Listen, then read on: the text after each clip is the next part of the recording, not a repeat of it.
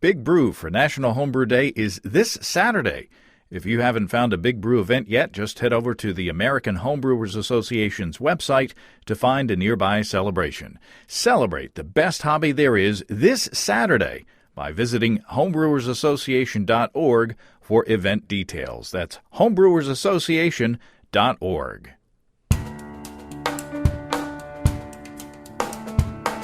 Welcome to Basic Brewing Radio for Thursday, May 4th, 2017. May the 4th be with you. I'm James Spencer here at Basic Brewing Radio. We're all about home brewing. This week, Sean Terrill from 2 Mile Brewing Company in Leadville, Colorado, joins us to share the data he's gathered on attenuation versus mash rest temperature as he's brewing pilot batches for his upcoming brew pub. If you're new to home brewing and would like to get into the hobby for the first time, check out our website, basicbrewing.com, where you can find archives of our audio and video podcasts and our DVDs to walk you through basic and more advanced brewing techniques. And if you buy any of our DVD combos, you get a free Basic Brewing bottle opener. And don't forget to get a copy of our Brewer's Logbook. You can use it to log and track up to 50 batches of beer. You can follow me on Twitter. My username is Basic Brewing, all one word. We have a Basic Brewing Radio and Basic Brewing video page on Facebook at facebook.com/basicbrewing. Thanks to everybody clicking on the Amazon.com associate link on our basicbrewing.com site. Whenever you think of Amazon shopping, think of us first and click on our associate link on basicbrewing.com. It won't cost you any extra, and you'll be helping us to bring you the show, and we greatly appreciate your support. We also have associate links for Brew Your Own magazine and the American Homebrewers Association on our site, too. You can find our Basic Brewing iPhone app on iTunes or Android app on Amazon.com. We have a Windows Phone app. We're on the BlackBerry podcast directory. We're on the Stitcher app. We're on the Google Play Music, and we're on the iHeartRadio app, too. If you want to put a tip in our tip jar, some coinage in our virtual guitar case, you can go to basicbrewing.com/support, and thanks to everybody who's done so already. After listening to the latest episode of the podcast, My Life as a Foodie, I decided to try making kombucha again. It's been several years, so I don't have a viable SCOBY mother anymore. That's a symbiotic colony of bacteria and yeast. I decided to grow a new one, a new SCOBY, from dregs of a commercial bottle. So I posted pics on Twitter and Facebook of the beginnings of my experiment, and several of you were kind enough to chime in with your experience and advice. Because you've done the same thing. So I'll talk more about that next week. I'm planning to have Phil from My Life as a Foodie on next week to talk about his kombucha experience. And I might try to get Phil to talk about his Arkansas connection. He has an Arkansas connection quite close to Steve and me. You know, he doesn't sound like he's an Arkansan. I've been talking a lot about grapefruit juice and medications lately as we play with brewing grapefruit pale ales and such. And we have been saying that grapefruit has effects on certain medications. And listener Jay is a paramedic, and he writes in with more specifics. Jay says, grapefruit affects statins by affecting the rate in which your body eliminates the drug. This can cause the medication levels to increase over time and amplify any side effects that the drugs may have. Another class of drug affected would be benzodiazepines. I think I'm pronouncing that right. Valium, Versed, Doral, and Halcion. Grapefruit also increases the rate of absorption for medications used to control blood pressure, specifically calcium channel blockers. This can cause the person taking these medications to have an unsafe drop in blood pressure. This by no means is an exhaustive list, and I will say that I am neither a doctor nor a pharmacist. But Jay, he may not be either of those, but he is very helpful in giving us details. So thanks, Jay. Good information there. If you're on any medication at all on a regular basis, I would Google grapefruit and grapefruit juice and possible interactions with those drugs before you go brewing grapefruit pale ales or drinking them. I'm planning on brewing another one. I think that's going to be my next batch because I'm about done with the one I brewed, and I would like to do some tweaks on that to see if I can get even more sort of fresh grapefruit character out of that. I got an email from listener Holger Michaelis, who you may remember we met at the Homebrew Conference in San Diego. We did a brief interview with him as he talked to us about lagering small batches back then. Holger says, I just got caught up listening to the episodes, and I listened to the recipe on, or the episode on recipe formulation and the listener's dilemma of having an imperial stout finish at only 10:30. Holger says, I once had a similar issue with the same style of beer. However, it started at 10:82 and finished at 10:39 and was far too sweet to drink. I suspect that the low attenuation was in part due to the use of some older liquid malt extract to boost the gravity. Some research I did seemed to suggest that as liquid malt extract ages, it undergoes chemical changes that possibly make it even more unfermentable. The solution I came up with was not champagne yeast, but rather using a non-Saccharomyces I can't talk today. Non-Saccharomyces yeast to lower the gravity in a fermenter dedicated to sour beer. I added cherry puree and White Labs 645, that's Brettanomyces clausenii, and the gravity came down to 1015 after about 2 months of waiting. Brett C is the least funky of the Brett strains and is traditional in the production of at least a portion of the beers blended in English old ales. It produces pleasant, fruity flavors in the secondary, and I got a great result in the end. The Imperial Stout did not taste funky, but it had a slightly tart and fruity finish that was complemented by the addition of cherries. That sounds delicious. Appreciate that, Holger.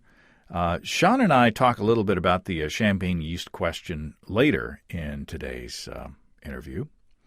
Listener Michael wrote in from Denver with 2 questions. One was about kegging, using or mixing commercial kegs with homebrew corny kegs. And the other was whether there were any discounts or specials coming up from our sponsors, Desiree and Dave from High Gravity in Tulsa. Well, I forwarded Michael's email to Desiree and Dave, and not only did Dave answer Michael's kegging question, he sent over a discount code, especially for Basic Brewing Radio listeners. The code is worth $75 off of a high-gravity system or controller. So if you go over to highgravitybrew.com and enter EBC75BB, as in electric brewery controller, 75 as in $75, and BB as a discount code, EBC75BB, you'll save $75 on a high-gravity system or a Warthog electric brewery controller. So that's all the details that I have, so you'll have to check with Desiree or Dave for more details if you have questions. But that's a heck of a deal. So thanks to Michael for the email, and thanks to the folks at High Gravity for the discount. The code, once again, is EBC75BB. So if you're on the fence about getting a wonderful electric brewing system or a Warthog electric brewery controller from the folks at High Gravity, maybe that's your incentive. $75 off. EBC75BB at highgravitybrew.com. That's family run and operated and owned. highgravitybrew.com. Now, Sean Terrill has been working with pilot batches for his brew pub, which is set to open later this year. And being science-minded, Sean collected data with each batch. And once he had a big set of data on yeast strains, mash temperatures, and attenuation, he decided to put those data points on a chart that he posted on his website. And he came up with some interesting observations. Sean Terrill, welcome back to Basic Brewing Radio. Thanks, James. Yeah, it's been a while. Yeah. You have published an article, and we're going to talk about that, but you are still in the process of opening up your brewery. So bring us up to speed, remind everybody where you are, what your brewery is, and what's your status. Yeah, that's not what we're here to talk about, but briefly, 2 Mile Brewing is the name of the company. We're a brew pub. It's going to be sited in Leadville, Colorado. I don't remember exactly how long it's been and where we would have been in that process the last time I was on the show, but in the meantime, we've purchased the property and have architects and contractors working on some plans, and so we'll break ground here in the next few months and be open sometime this summer 2017. And are you going to be the highest elevation production brewery in the United States? So we're going to get into some terminology quibbles. Definitely not. It's a brew pub, so I wouldn't say production brewery. We'll be the highest brew pub certainly in North America. There's some pretty high elevation places in Central and South America that I would imagine have us beat. But we do have a nano brewery on the other side of the town that's about probably 30 or 40 feet above us. So I definitely don't want to call us America's highest brewery. We're the highest brew pub. Well, there you go. That's that goes on bumper stickers and things like that. Yeah, that's a great slogan. Don't call us a brewery. Well, awesome. I hope to make it out that direction one day when you're up and running. Yeah, well, certainly if you guys are at GABF, we're just about an hour and a half out of Denver. So. Ooh, there you go. So you posted an article on your website, SeanTerrill.com.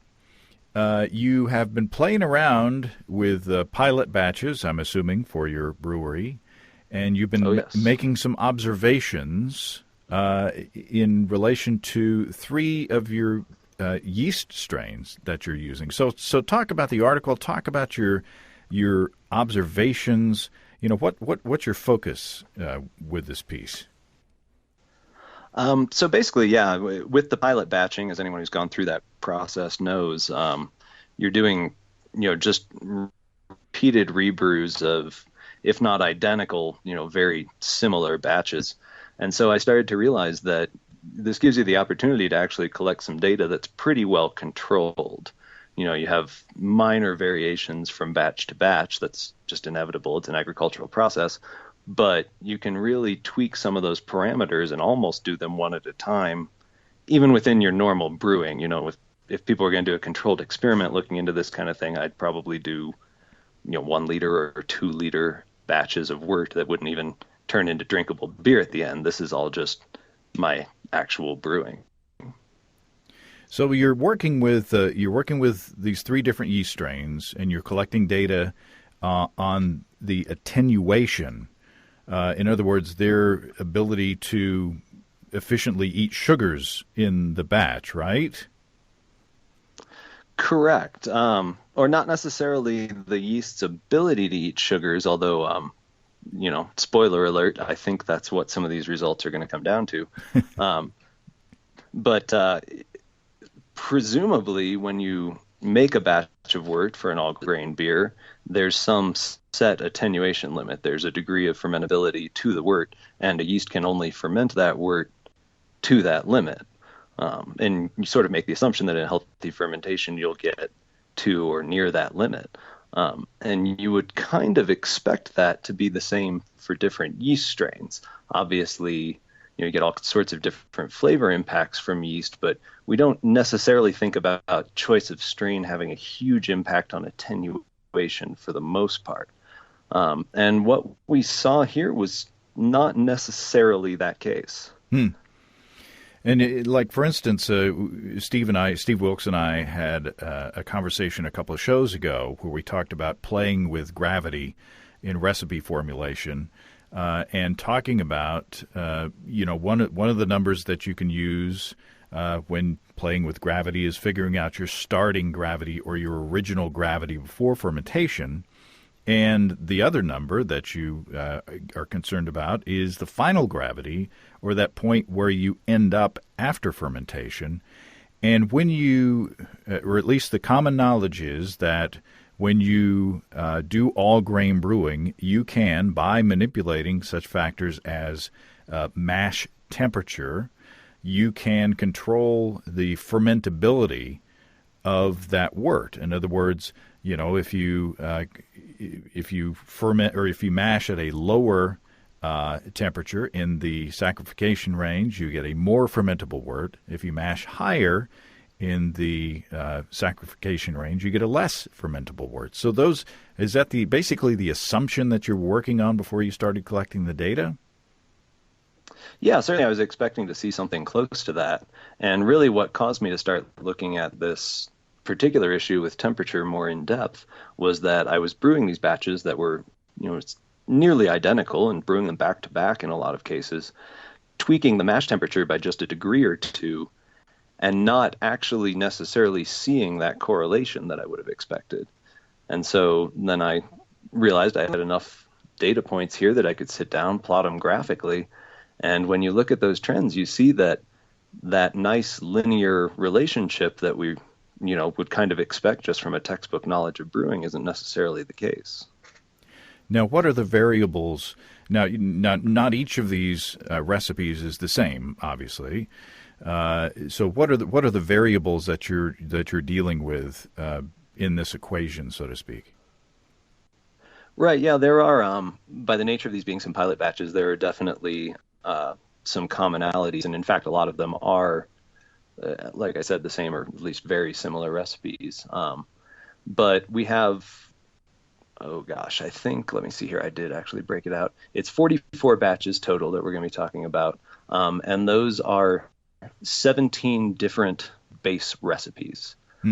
So, not taking a pale ale recipe that I'm working on and switching it from 6% crystal malt to 8% or something like that. I'm talking, essentially almost different styles.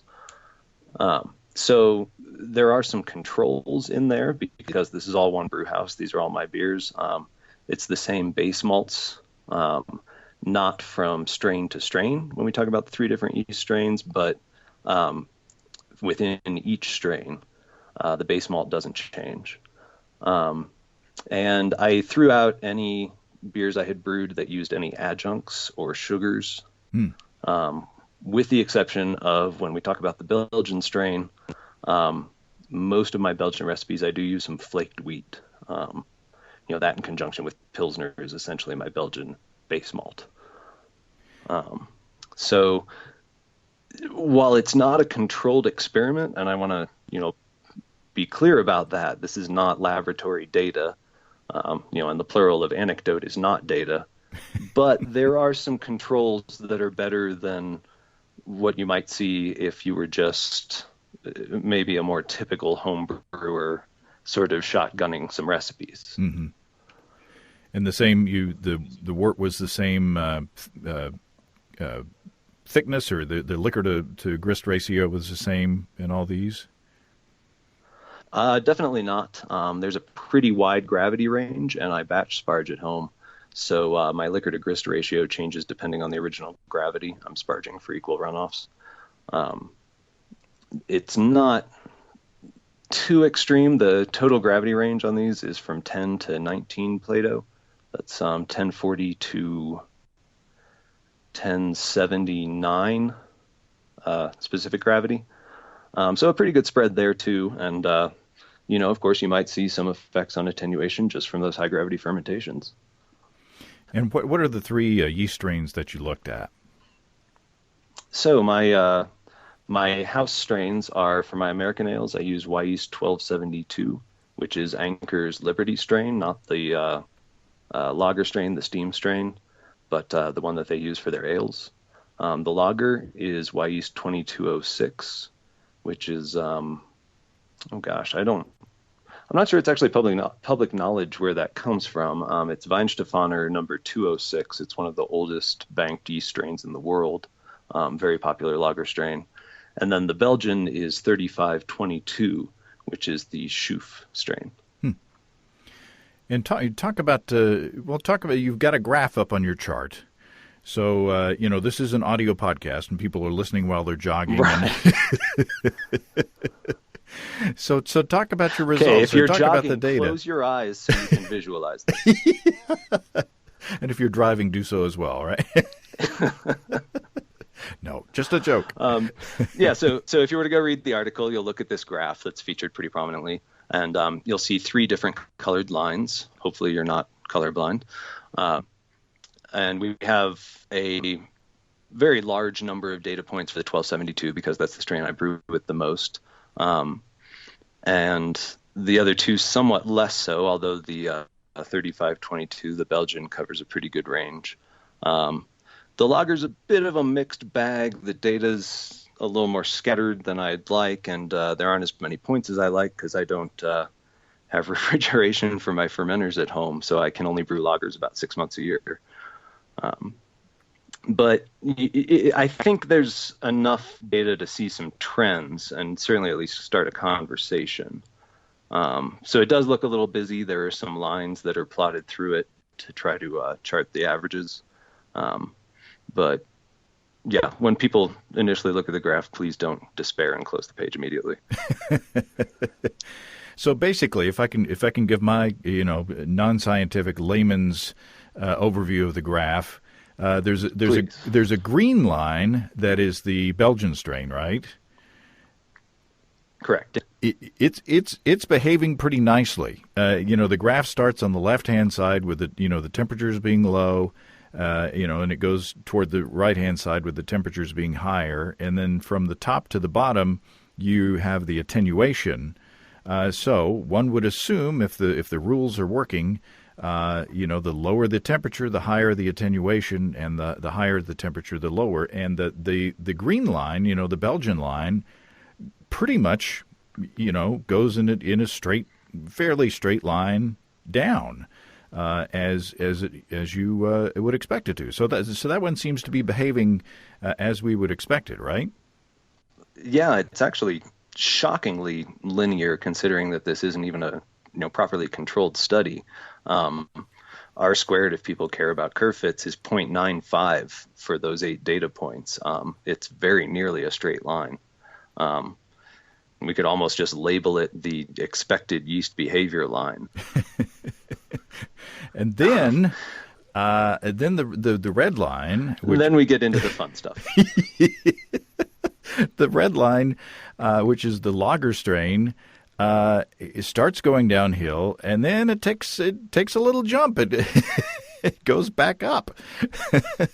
Yeah, it appears to be a double peak on that curve, with one maximum at the low end of the mash temperature range and one at the high end.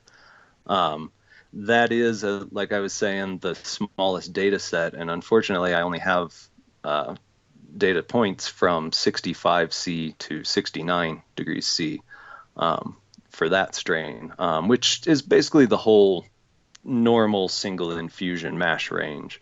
But I didn't do any brews specifically to round out the data set at the edges like I did with the other two. So we could just be looking at noisy data there. It's certainly something I'd like to look into a little more.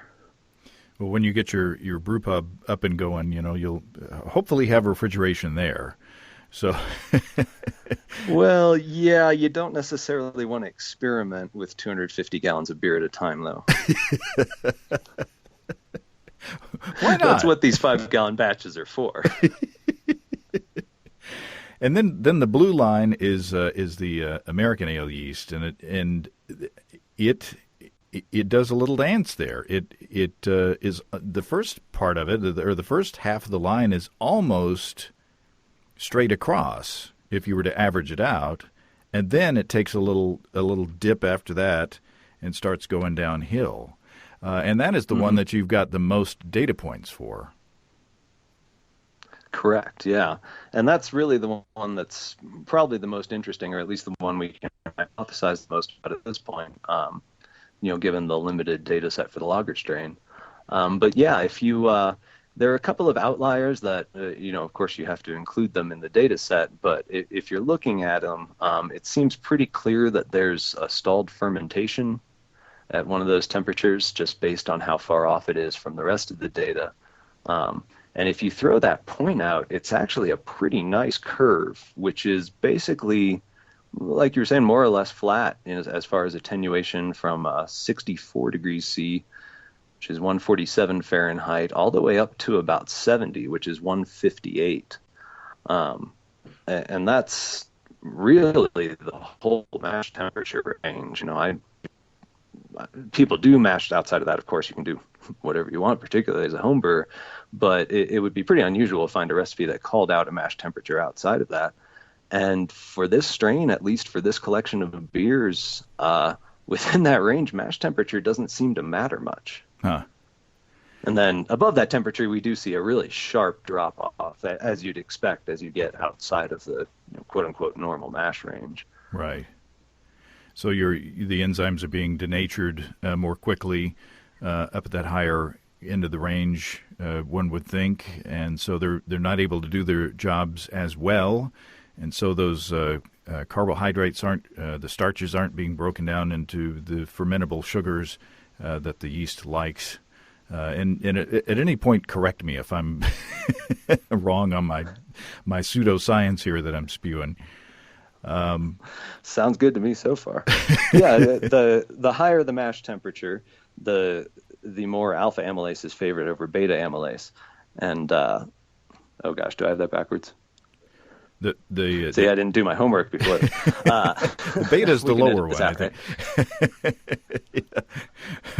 Yeah. So higher temperatures favor alpha amylase over beta, and that tends to result in a wort that has some larger sugars, and starches, maltodextrin, and that sort of thing, as opposed to the smaller, more fermentable sugars that you get with the lower mash temperature. So what's going on here? I mean, do you see this as unusual, or is there other data out there somewhere else that kind of corroborates this, or goes along with this, your findings? I think, well, certainly if we're talking about the Belgian strain, then that seems pretty straightforward. And what I think we're seeing here, my hypothesis is that this all comes down to maltotriose. Maltotriose being the 3-glucose sugar corresponding to, for example, maltose, which probably most people are familiar with. That's the primary sugar in an all-grain wort, and that's 2 glucose molecules. So chain a 3rd glucose on there, you get maltotriose. And there's this is nothing groundbreaking. This has been known for a while. There's a pretty good strain dependence on yeast's ability to ferment maltotriose. Lager yeasts are generally considered to be better at it.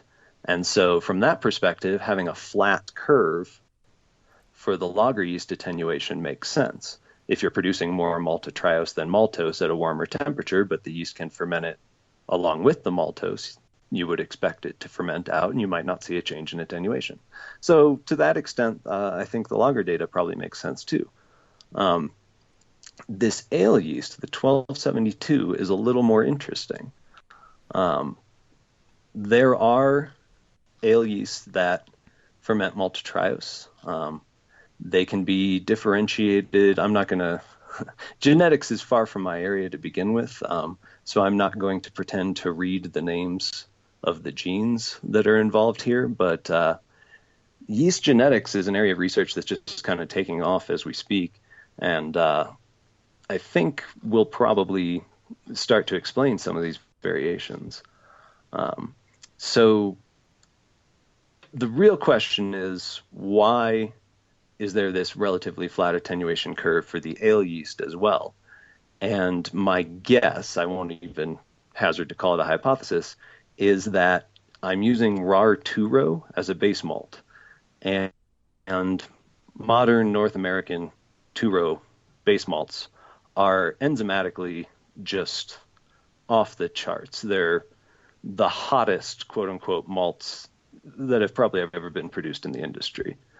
They're just kind of like a nuclear weapon in the mash. It goes off, and it is going to make a highly fermentable wort almost no matter what the brewer does. You have to, as we can see in the data here, you really have to miss by a lot to get what people wouldn't consider normal attenuation out of these mashes. The high end of the data for 1272 is 74 degrees C. That's 165 Fahrenheit. Wow. And the attenuation is still almost 70%. At 160 degrees Fahrenheit, 71 C, we're seeing 79%. So it really just doesn't seem to matter, at least for this yeast and this base malt, what the rest of the grist is. You're going to get 75+% attenuation, provided you do your job as a brewer and everything other than the temperature is in line. If your mash pH is way out of bounds, or you have dough balls, or any of a dozen other things, it's still possible to screw up. But there's certainly no need to obsess over a variation of, say, even 2 degrees C or 3 degrees C, 5 degrees Fahrenheit even. Yeah, I was talking to Chris Colby about step mashing, and his position is that nowadays with the highly modified malts, the modern malts are so well manufactured that it's really almost not advisable to do step mashes anymore, because you just don't need to. And this, unless you're doing a specific, like if you're trying to, do like a Clovey Hefeweizen or something like that. So this seems to go along with that. I mean, it seems to me that, if you hit this one, if you get in the sweet spot of, this range of where you're supposed to be, those enzymes are going to kick in and do what they need to do. And, it seems like to me that you're, and I assume how long are you mashing for, an hour? Yes, these are, it's technically a 50-minute rest and then 10-minute lauter. I recirculate with a pump for Vorlauf, before I start lautering. 60-minute total rest. And so I do a relatively long runoff as well. My lauter lasts about 45 minutes to try to simulate the brewpub system a little better. I've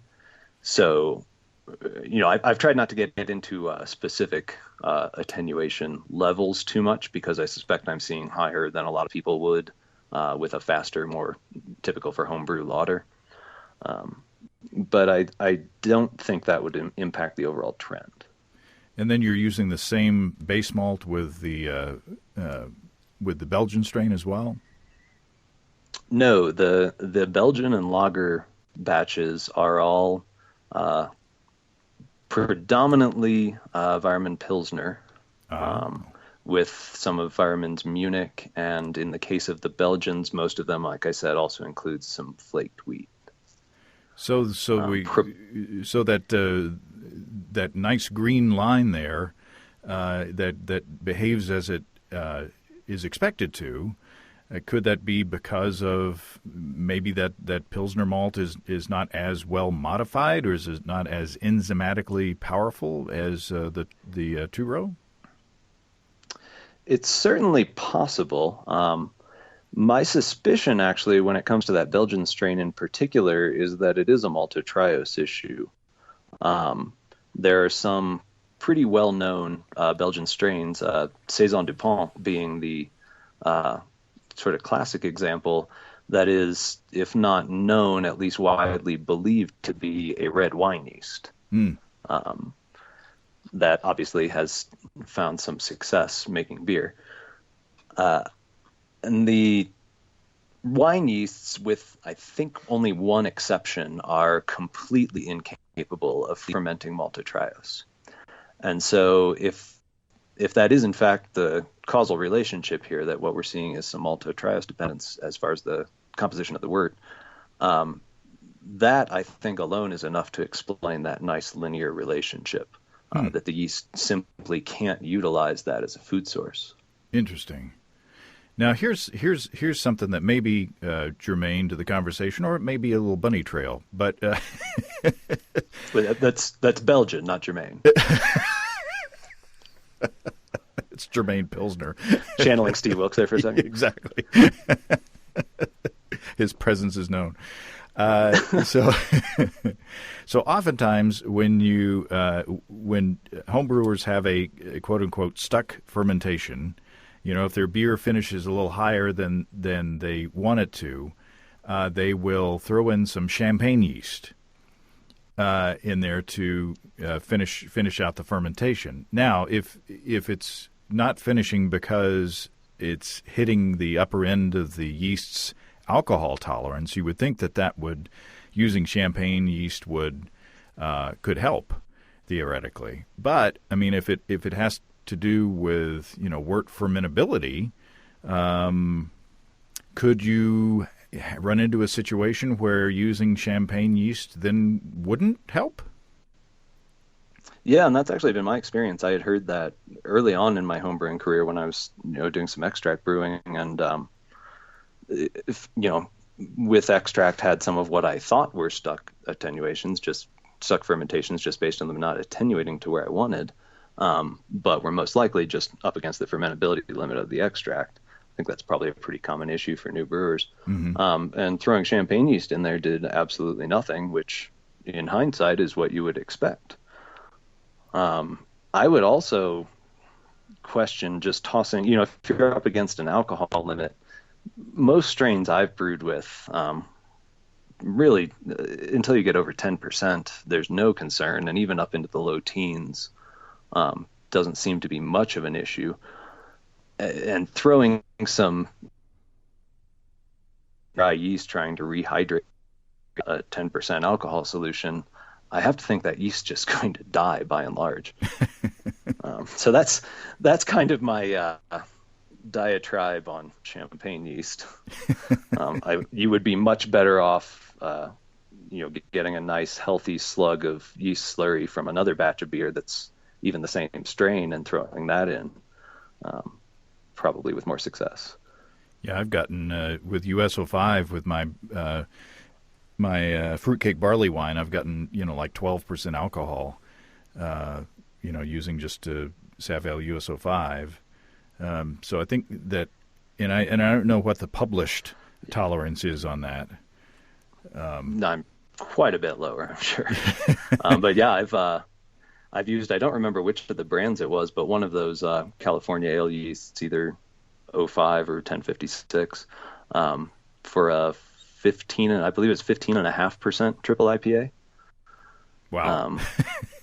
That's the highest I've gone without repitching. Of course, I've done some 20+% barley wines, but those are a whole other story. That's a whole nother show. Well, and along those lines of the wort fermentability with extracts, I did my robust porter with coffee recently, and I used a Maris Otter liquid malt extract, and I'd never used that before. And I think my starting gravity was like 1070 something, and my finishing gravity was like 1020 something. I mean, so the apparent attenuation was only like 60 some odd %.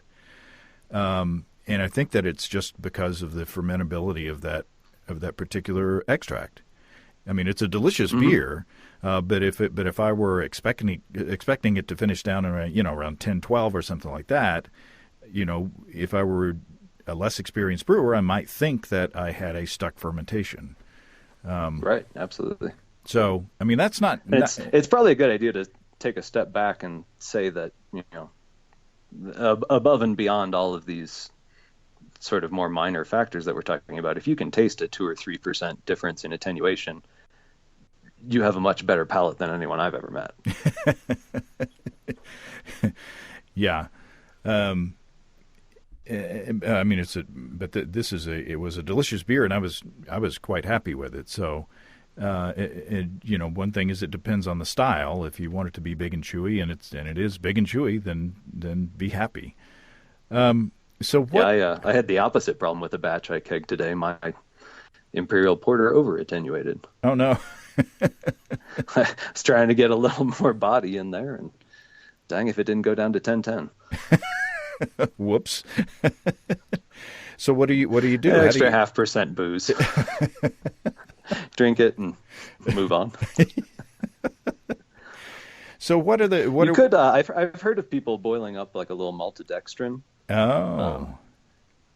To add, and by the way, maltodextrin is not. It's a generic name for any sort of non-fermentable sugar.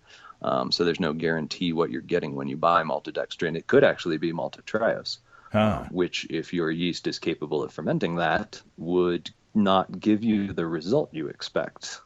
you would add some maltodextrin and it would start fermenting. But I've definitely heard of people, boiling up a little maltodextrin and adding it to, bump up the final gravity and try to add a little body. I've never tried it myself. I'd rather just drink the beer and brew it again. I guess one could do something similar with lactose as well. Yes, definitely. So what are if you're a home brewer out there and you're looking at this chart, if you're looking at the page, what are we to make of this, Sean? What useful information can we glean from looking at these data points? Well, first and foremost, what I'd love is for people to get in touch with me with their own brewing data. Hopefully for some other strains, I'm certainly not setting any records for number of batches brewed here. There are home brewers out there who have me put to shame and have notes on all of those. So, it'd be great to start building up some sort of view of what different strains do as far as attenuation. Mm-hmm. But I think probably the biggest takeaway, just, if you're brewing, is that if you're a few degrees off on your mash temperature, don't worry about it. Relax, don't worry, have a beverage of some sort. Possibly a homebrew. There's another bumper sticker in there somewhere. Yeah, but that one will get you sued.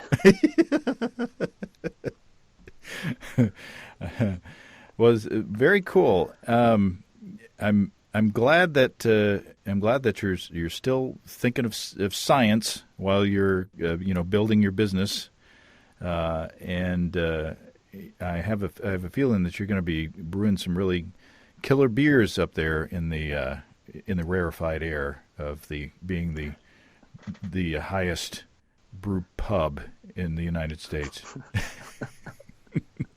Exactly. Yeah, we're to make matters worse. I assume most people are familiar with what happens when you drink at an elevation you're not acclimated to. But to make matters worse, we're doing a brew pub model, so we're going to serve them in imperial pints. So I'd love to have you up here sometime, but we'll get you a hotel room. I hope so. I'm not driving home from Leadville. Leadville, where the streets are paved with lead. No, Superfund took care of that.